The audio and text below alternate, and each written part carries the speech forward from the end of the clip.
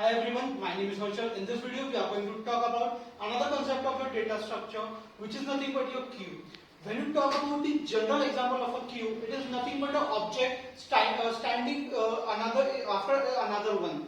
So they are just waiting for their queue, for their turn to get processed or for the serve.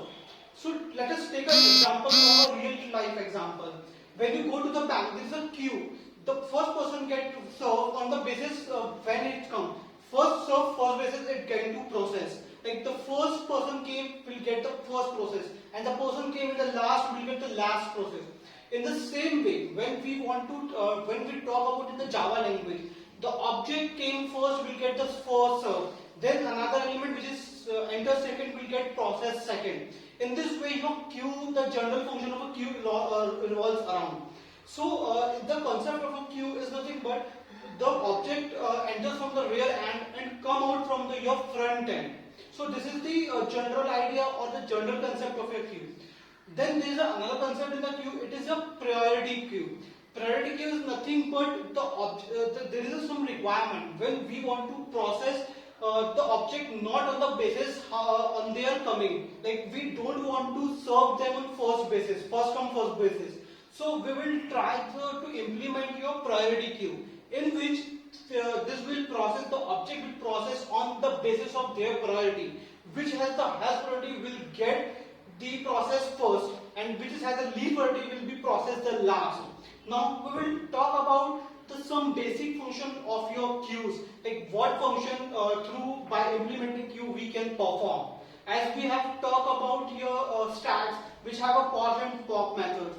In the same way, queue have a different method. We are going to discuss in this particular video further. So let's talk about first method.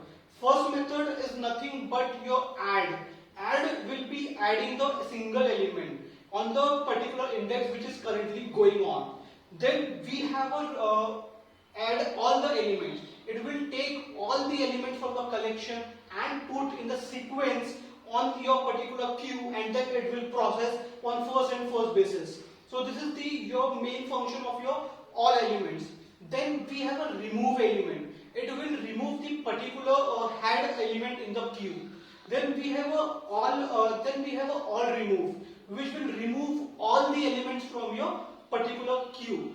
Then we have a empty queue, which will check if your queue is empty or not. Suppose there is a queue is empty and you are trying to put some element in particular that queue, it will give you the size error, which is nothing but it will show you error that the queue is empty.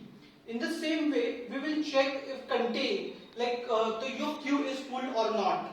So we will check if while taking the value, entering the value, if the queue is full. If the queue is full and we are trying to put some element, it will give another error. So this is the another function. Then there is a check. You to check the size of a queue. It will give you the length or the size of a particular queue. Then we have a function which give you the particular index of a element. Suppose I have given the element, it will check and give the element. Then we have a last index. It will show the last index of a particular queue. Then we have your particular check to priority, or what is the priority of your queue. This is all about your queue. Thank you and have a nice day.